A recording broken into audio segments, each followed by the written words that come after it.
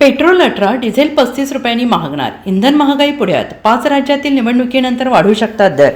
कच्च्या तेलाच्या वाढत्या किमतींमुळे पेट्रोल 18 रुपये आणि डिझेल 35 रुपये प्रति लिटरपर्यंत महाग होऊ शकते.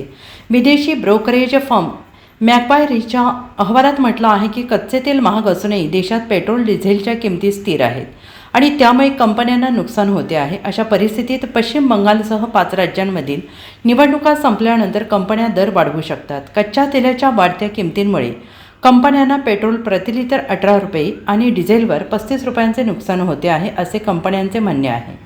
गेल्या महिन्यात उच्चांकी पातळीवर असताना या तीनही कंपन्यांना दररोज सुमारे 2,400 कोटी रुपयांचे नुकसान सोसावे लागत होते. उत्पादन शुल्कात 10 रुपयांची कपात केल्यानंतर हे नुकसान कमी होऊन 1,600 कोटी रुपयांवर आले.